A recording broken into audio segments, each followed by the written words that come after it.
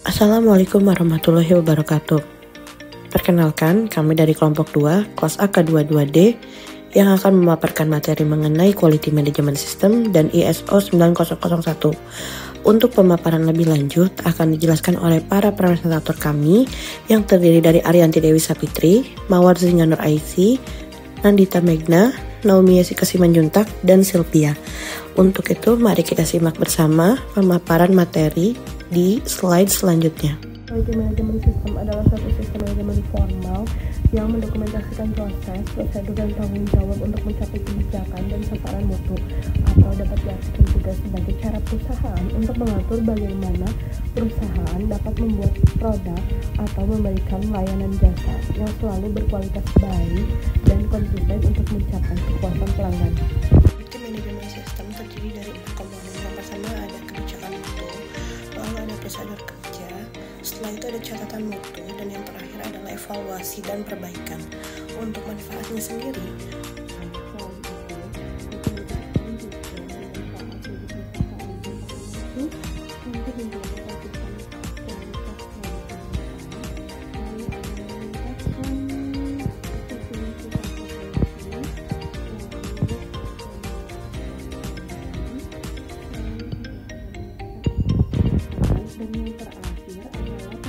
produk, sistem, dan prosesan.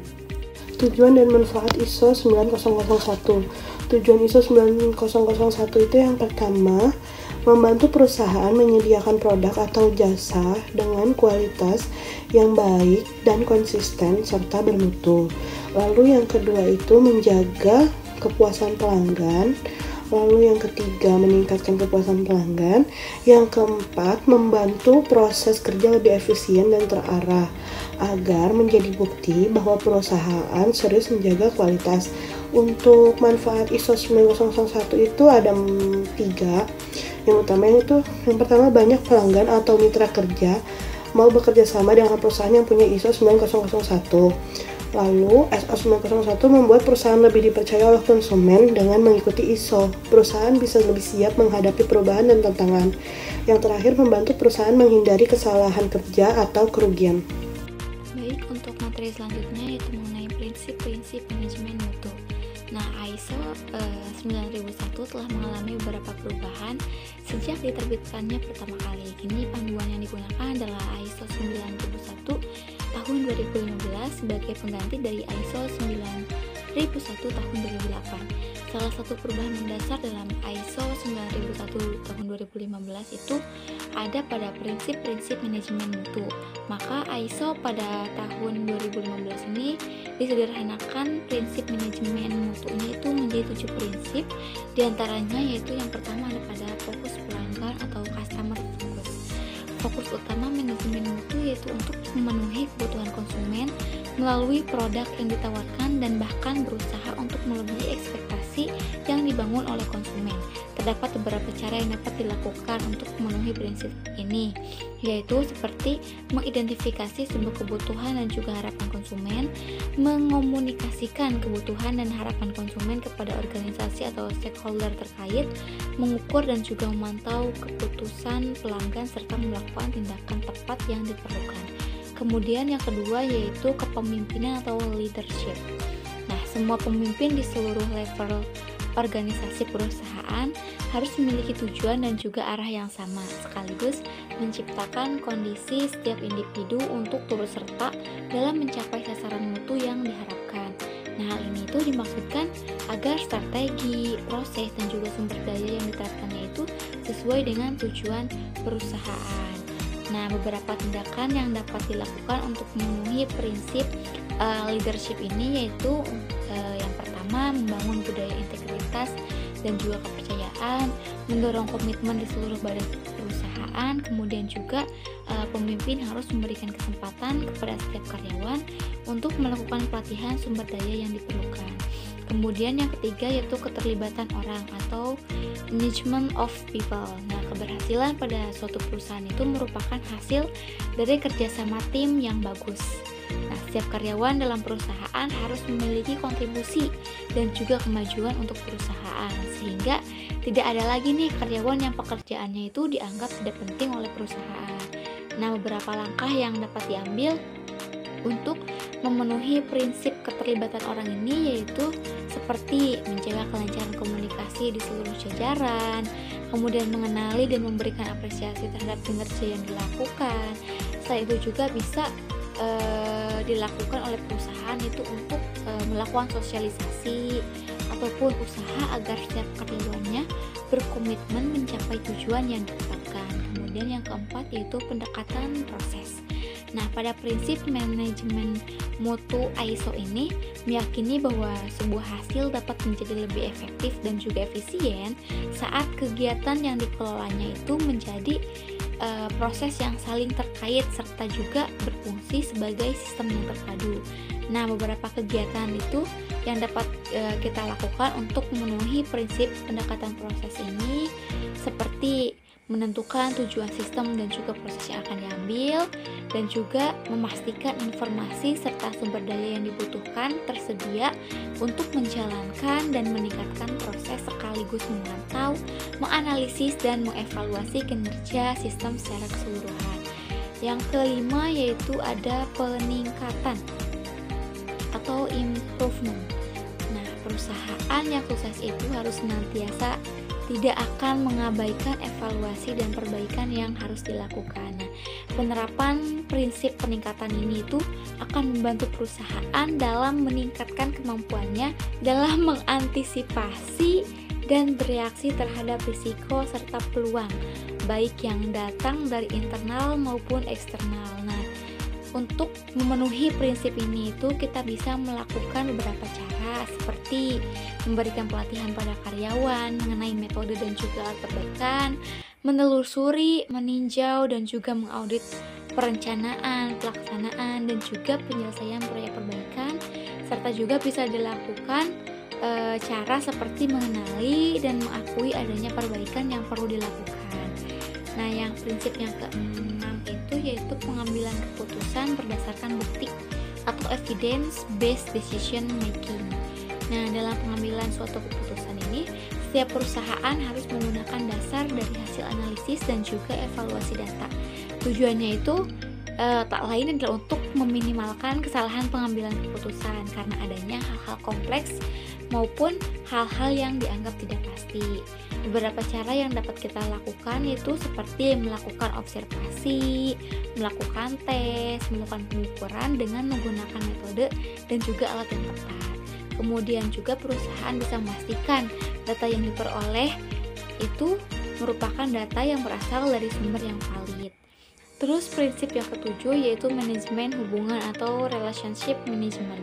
Nah, perusahaan itu tentu saja mempunyai mimpi untuk dapat menjalankan bisnisnya dan juga mencapai sukses untuk jangka yang panjang. Maka dari itu, hubungan yang dijalin dengan konsumen maupun stakeholder terkait hal-hal yang lainnya itu harus dijaga dengan baik pula. Keduanya ini sama-sama memiliki peranan yang krusial dalam membantu perusahaan untuk mencapai target yang diharapkan.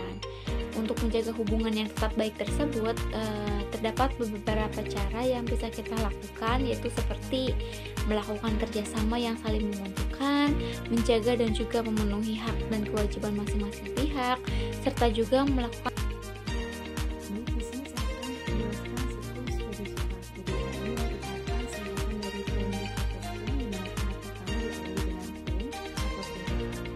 perencanaan ini merupakan tahap yang melibatkan identifikasi terhadap masalah atau peluang, kemudian diletakkan tujuan luas dan merencanakan langkah-langkah yang diperlukan untuk mencapai tujuan tersebut. Kemudian mengembangkan rencana tindakan spesifik. Yang kedua adalah tahap ini yaitu melakukan. Ini melibatkan pelaksanaan perencanaan yang telah dilakukan dan langkah-langkah yang direncanakan dilaksanakan sesuai dengan rencana yang telah disusun. Kemudian selanjutnya adalah atau memeriksa. Tahap ini adalah evaluasi dari tahapan melaksanakan dengan melihat dan membandingkan apakah hasilnya sudah sesuai dengan tujuan yang telah ditetapkan sebelumnya atau tidak. Kemudian juga mengidentifikasi apakah ada penyimpangan yang mungkin saja bisa terjadi. Lalu untuk tahap selanjutnya adalah action atau tindak lanjut. Tahap ini melibatkan tindakan untuk melakukan perbaikan atau penyesuaian berdasarkan hasil evaluasi yang diperoleh pada tahap cek.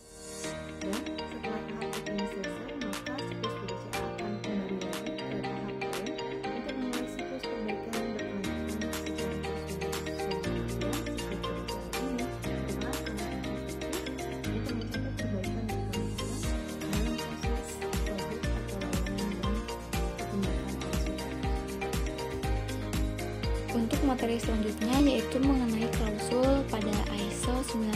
Nah, terdapat perbedaan antara ISO 9001-2015 dengan standar ISO yang sebelumnya yaitu ISO 9001-2008. Perbedaan tersebut terdapat di jumlah klausul yang ada di dalam standar ISO 2015. Nah, pada klausul ISO 9001-2008 hanya terdapat 8 klausul saja, sedangkan pada ISO tahun 2015 ini terdapat 10 klausul. Nah, selain itu juga pada struktur klausul juga mengandung high level struktur atau annex SL. Nah, sehingga memudahkan untuk mengintegrasikan ke dalam standar ISO yang lain. Untuk klausul yang pertama yaitu mengenai ruang lingkup. Nah, klausul ini menjelaskan bahwa persyaratan umum dan juga ruang lingkup penerapan sistem manajemen mutu. Pada ISO 2008 ini istilah produk itu digunakan, kemudian istilah produk itu diubah menjadi product and service untuk menghindari makna rancu, maka istilah produk dan jasa dibedakan secara jelas. Kemudian klausul yang kedua yaitu acuan normatif. Pada klausul ini menjelaskan mengenai standar yang menjadi acuan dalam penerapan ISO 9001 tahun 2015. Untuk klausul yang ketiga yaitu istilah dan definisi. Nah, pada klausul ini itu menjelaskan istilah dan juga definisi yang digunakan dalam standar ISO 9001 tahun 2015. Kemudian klausul yang keempat yaitu konteks organisasi. Pada ISO tahun 2008 klausul 4 ini menjelaskan tentang persyaratan dokumen saja, sedangkan pada klausul 4 ISO 2015 membahas mengenai manajemen risiko di mana suatu organisasi itu diminta untuk menetapkan hubungan antar proses, isu internal dan juga isu eksternal serta hubungan dengan berbagai pihak. Untuk klausul yang kelima yaitu mengenai kepemimpinan. Hal yang berbeda dari ISO tahun 2015 ini yaitu ditiadakannya kewajiban untuk menunjuk manajemen representatif atau perwakilan manajemen meskipun keberadaannya itu tidak melanggar klausul ISO 2015. Kemudian klausul yang keenam yaitu perencanaan. Titik berat pada klausul 6 ini yaitu meminta setiap organisasi ataupun suatu entitas untuk mengenali risiko dan juga peluang, berupaya untuk meraih peluang dan juga mencegahnya, kemudian juga mengurangi dan menangani risiko yang ada. Nah, klausul 6 ini khususnya yaitu adalah klausul 6.2 berbicara tentang kewajiban setiap organisasi untuk memenuhi sasaran mutu mereka dan juga untuk menetapkan rencana tindakan yang sesuai. Kemudian yang ketujuh yaitu proses pendukung. Nah, dalam pengelompokan klausul pada ISO 2015 ini terlihat lebih rapi, kemudian semua yang berhubungan dengan support atau proses pendukung seperti dokumen, infrastruktur sumber daya manusianya, kompetensinya, sosialisasi dan komunikasi, sampai alat ukurnya itu semuanya sudah dikumpulkan pada klausul 7. Nah, pada klausul 4, 6, dan 7.6 pada ISO 2008 yang diringkas menjadi satu.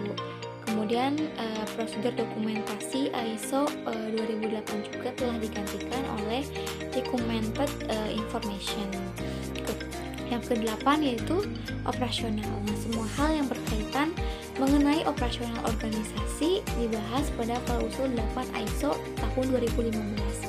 Klausul 8 ISO tahun 2015 ini itu telah disempurnakan karena membahas seluruh aspek operasional mulai dari perencanaan, pelaksanaan produk atau penyediaan jasanya, hubungan dengan pelanggan dan pihak ketiga, penyimpanan dan perlindungan produk, dan juga jasa hingga penanganan isu selama proses operasional. Kemudian yang ke-9 yaitu evaluasi performa. Nah, segala hal yang berkaitan dengan evaluasi dikumpulkan pada klausul 9 seperti audit internal, pengukuran serta pemantauan proses dan keputusan pelanggan, analisis dan evaluasi proses, dan rapat tinjauan manajemen atau RTM.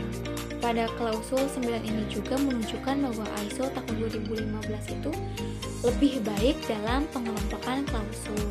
Kemudian Kemudian klausul yang terakhir atau klausul yang ke-10 itu yaitu mengenai peningkatan atau improvement.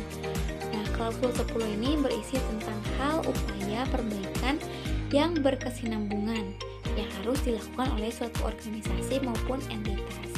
Nah, konsep yang hampir sama dengan corrective action dan juga non-conformity pada ISO 2008, hanya saja pendekatan yang digunakannya yaitu pendekatan manajemen risiko, di mana tidak ada lagi istilah preventive action, namun yang ada adalah risiko dan juga peluang. Baik, di sini saya akan menjelaskan tentang dokumentasi PMS ISO 9001. Dokumentasi PMS adalah kumpulan dokumen dan catatan yang menjelaskan tentang proses, prosedur, tanggung jawab untuk menjamin mutu produk atau jasa yang dilakukan oleh perusahaan. Di sini ada beberapa fungsi. Yang pertama, sebagai bukti ketahuan perusahaan telah mengikuti dan menjalankan standar yang berlaku. Kemudian dua, sebagai tanda pelaksanaan dan peningkatan proses. Dan yang ketiga, meningkatkan aksesibilitas, konsistensi, dan juga efektivitas operasional. Dalam dokumentasi ini terdapat 4 struktur. Yang pertama adalah manual mutu, biasanya berisi tentang kebijakan dan juga tujuan mutu perusahaan. Kemudian ada prosedur yang berisi tentang deskripsi proses-proses. Lalu yang ketiga ada instruksi kerja. Di sini merupakan petunjuk teknis secara rinci bagaimana suatu proses dapat dilakukan di perusahaan. Dan yang keempat adalah catatan. Catatan merupakan record atau hasil kegiatan yang dilakukan sehari-hari dalam suatu perusahaan. Kemudian dalam dokumentasi PMS ini harus mengandung beberapa prinsip efektivitas. Yang pertama, harus sederhana dan juga jelas. Artinya ini mudah dipahami oleh semua. Kemudian dokumentasi ini harus berguna dan juga mudah diakses. Lalu memiliki format yang konsisten sehingga bakat penggunaannya. Lalu yang keempat, memiliki kontrol revisi dan aktualisasi, di mana fungsi dokumen kontrol di sini sangat penting.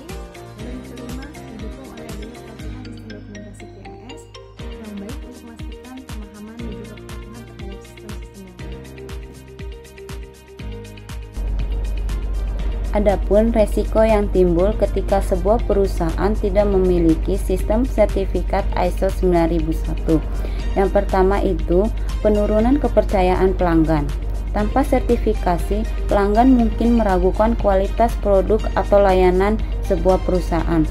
Pelanggan ini lebih cenderung memilih perusahaan yang telah tersertifikasi karena adanya jaminan mutu yang lebih jelas. Yang kedua itu inefisiensi operasional.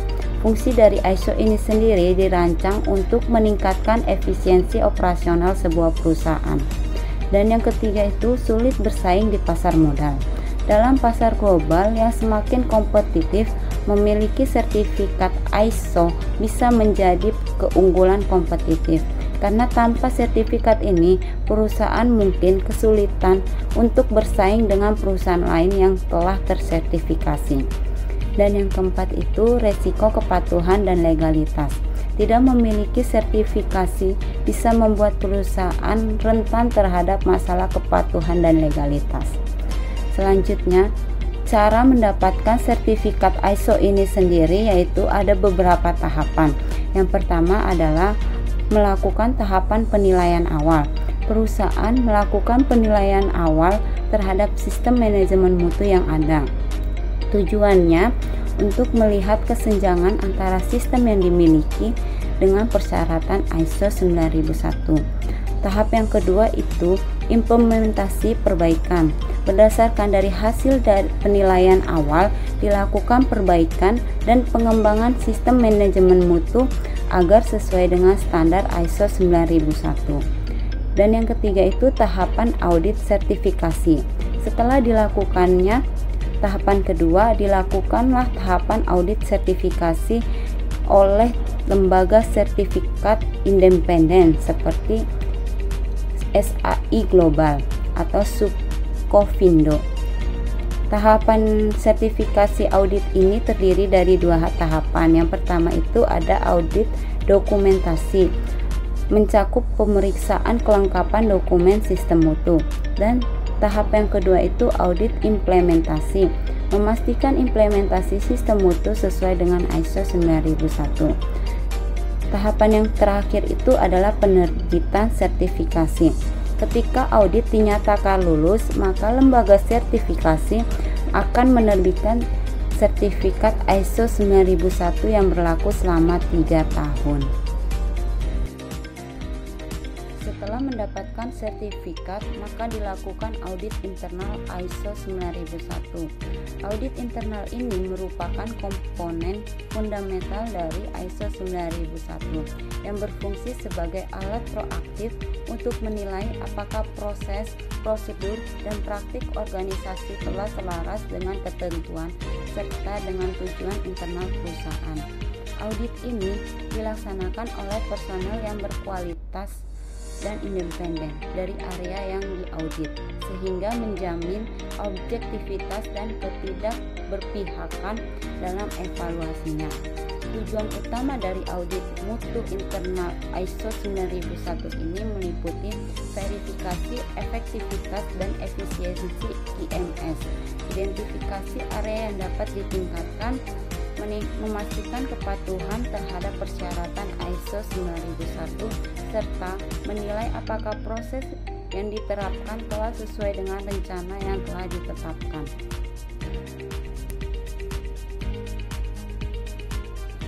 Selanjutnya, tahapan audit internal dalam sistem manajemen mutu atau QMS. Tahap yang pertama itu adalah perencanaan atau planning, di mana menetapkan ruang lingkup audit, tujuan, dan kriteria berdasarkan persyaratan standar ISO 9001 serta sasaran organisasi. Memilih auditor yang berkualifikasi dan membentuk tim audit, serta mengembangkan rencana audit yang memuat jadwal, area yang akan diaudit, serta sumber daya yang diperlukan dan metode evaluasi. Tahap yang kedua itu ada tinjauan dokumentasi, yaitu mencakup memeriksa proses terdokumentasi, prosedur, manual mutu, dan catatan yang terkait dengan sistem manajemen mutu, serta memverifikasi bahwa prosedur terdokumentasi sesuai dengan praktik nyata dan memenuhi persyaratan ISO 9001.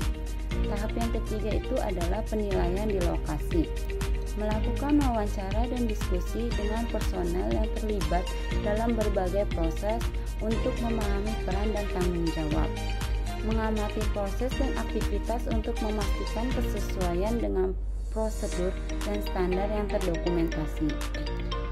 Tahap yang keempat itu adalah evaluasi kepatuhan, dengan menggunakan daftar periksa atau checklist atau alat audit untuk menilai secara sistematis setiap area dalam QMS berdasarkan persyaratan ISO 9001 dan mengumpulkan bukti dan data untuk mendukung temuan audit termasuk catatan ketidaksesuaian dan area yang memerlukan perbaikan. Serta tahap yang kelima itu adalah pelaporan dan analisis, mencakup adalah menyusun laporan audit yang merangkum temuan audit, pengamatan dan ketidaksesuaian, diidentifikasi dan peluang perbaikan. Selanjutnya membedakan antara ketidaksesuaian minor dan masalah kritis yang memerlukan perhatian segera. Tahap yang keenam itu adalah tindakan korektif dan tindak lanjut, di mana bekerja sama dengan pemangku kepentingan terkait untuk mengembangkan rencana tindakan korektif guna menangani ketidaksesuaian yang ditemukan. Dan tahapan yang terakhir itu adalah penutupan dan perbaikan berkelanjutan. Di sini menutup proses audit dengan memverifikasi penyelesaian masalah yang telah diidentifikasi, menggunakan temuan audit untuk memulai perbaikan pada QMS, sekaligus mendorong budaya perbaikan berkelanjutan dalam organisasi sebuah perusahaan. Baik, di sini ada studi kasus mengenai proses implementasi sistem manajemen mutu ISO 9001 pada PT Timah Tbk. PT Timah Tbk merupakan perusahaan pertambangan timah yang berdiri sejak tahun 1976 dan menjadi bagian dari holding BUMN Industri Pertambangan Indonesia. Perusahaan ini bergerak dalam bidang eksplorasi, penambangan, pengolahan, dan pemasaran timah, baik di pasar domestik maupun internasional. Seiring meningkatnya tuntunan kualitas dan daya saing global, PT Timah Tbk mulai mengimplementasikan sistem manajemen mutu berdasarkan ISO 9001 tahun 2015 sebagai upaya meningkatkan efektivitas operasional dan kepuasan pelanggan. Kemudian dalam menghadapi tantangan globalisasi dan fluktuasi harga komoditas tambang, PT Timah Tbk menyadari pentingnya membangun sistem mutu yang terstruktur dan berkelanjutan. ISO 9001 tahun 2012 ini dipilih karena menyediakan kerangka kerja berbasis proses dengan pendekatan risk-based thinking dan prinsip continuous improvement. Sertifikasi ISO ini diharapkan menjadi jaminan kualitas kepada konsumen serta menjadikan alat manajemen untuk meningkatkan efisiensi internal di perusahaan. PT Timah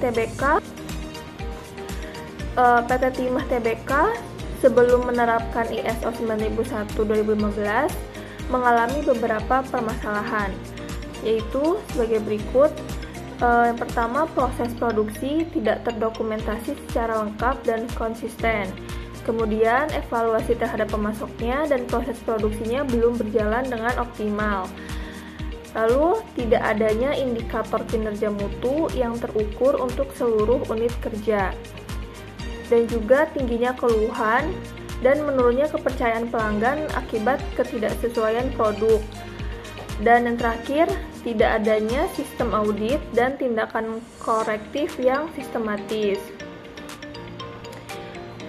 Guna mengatasi permasalahan tersebut, pada tahun 2023, PT Timah Tbk mengadopsi sistem manajemen mutu yang berbasis ISO 9001 tahun 2015. Beberapa langkah utama yang dilakukan PT Timah Tbk antara lain, yang pertama, PT Timah Tbk melakukan identifikasi konteks organisasi, yaitu menganalisis kebutuhan pihak berkepentingan serta risiko dan peluang yang mengaruhi mutu. Yang kedua, PT Timah Tbk melakukan penyusunan dokumen mutu dengan membuat quality policy, quality objective, SOP, dan juga instruksi kerja untuk seluruh proses utama. Yang ketiga, PT Timah Tbk melakukan pelatihan dan pembentukan tim, seperti melatih staf internal dan membentuk tim audit mutu internal yang bertanggung jawab terhadap evaluasi dan tindak lanjut. Kemudian, PT Timah Tbk melakukan evaluasi kinerja dan monitoring dengan menetapkan Key Performance Indicator atau yang disingkat dengan KPI untuk menilai mutu dan efektivitas proses produksi, juga pemasaran.